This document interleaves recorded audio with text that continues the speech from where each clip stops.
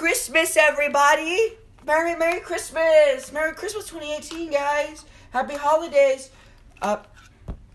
Today for 2018 Christmas special, I'm going to be telling you a very fun, nice, inspiring, cute Christmas story, based off a true story, guys. It's a very heartwarming, fun, nice, great, epic story. Okay, so it's about a little boy.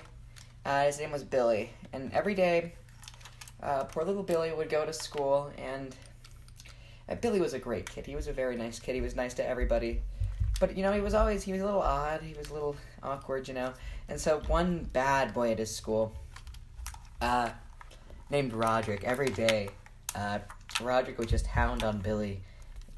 But I think it wasn't really Roderick's fault, Roderick had a lot of problems facing him, and he always just lashed out on Billy. But every day, yes, Roderick would grab Billy, shove him into a toilet, give him swirlies.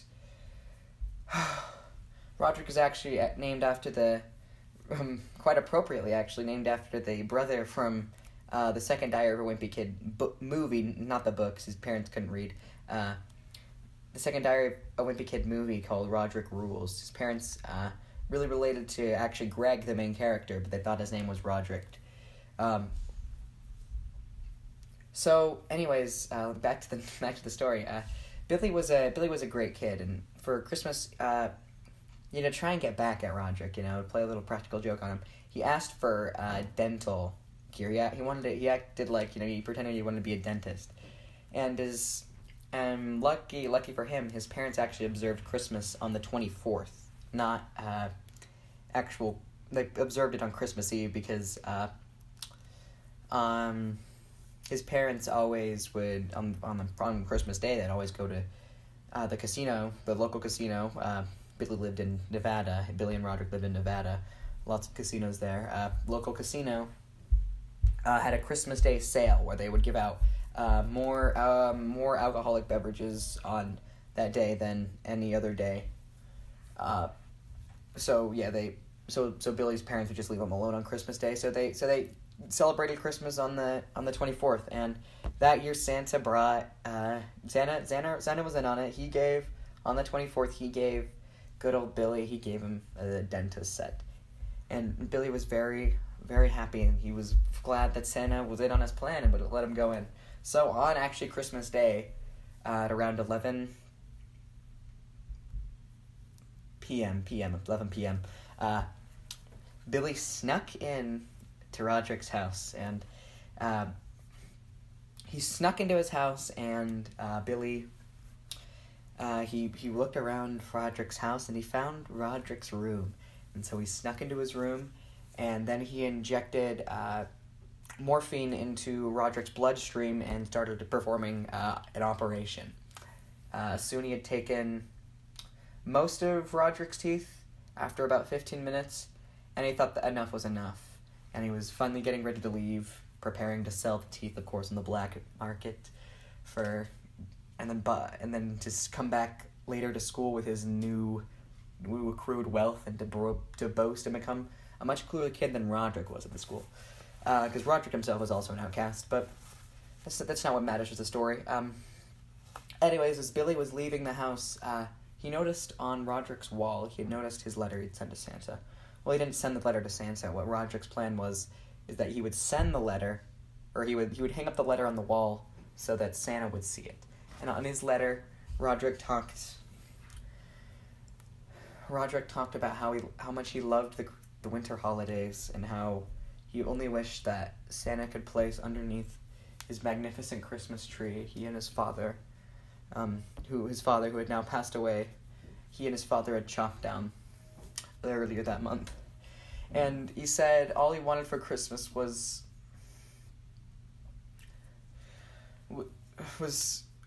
for siblings to be happy and safe and to be comforted. And Billy read the notice and realized the best way to get revenge on Roderick would be to chop down that tree he loved so dearly. Billy had taken up a stunt last year of hatchet throwing, and he actually had a couple in his garage. And so Billy rushed home, and at about 11:45 he had returned with a hatchet to chop down the tree that Roderick loved so dearly. And he snuck in, he grabbed the hatchet, he slashed into it a couple times, and as he was finally preparing to leave, Santa hopped down the chimney. It was exactly midnight.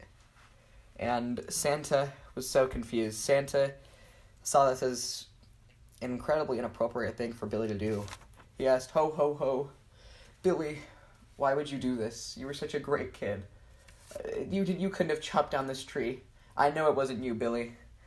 And Billy, realizing the error of his ways, looked Santa Claus in the eyes and said, "I cannot tell a lie, Santy Claus. I chopped down this tree and I'll chop you next." Billy threw the hatchet at Santa Claus, but Santa Claus, with his magical powers, made the worst mistake of his career. Nay, the worst mistake of any career. Santa blasted the hatchet back at Billy. It implanted itself in Billy's brain, but Santa blasted it back at such magnitude that Billy was thrown out of the Earth's atmosphere and straight into the sun at a couple billion miles per hour. Then, all of a sudden, Billy was consumed in the sun, but the heat and the strength and the speed of Billy's departure into the sun caused a supernova to destroy Earth entirely. And 4 years later, on a planet in the Alpha Centauri system, 4 light years away from Earth, on the exact day of their Christmas celebrations, the aliens noticed something. They noticed massive UV rays. They were blasted. Each was instantly given UV skin cancer. They died, and all intelligent Earth life was removed from the universe. Good day, happy Christmas, mother.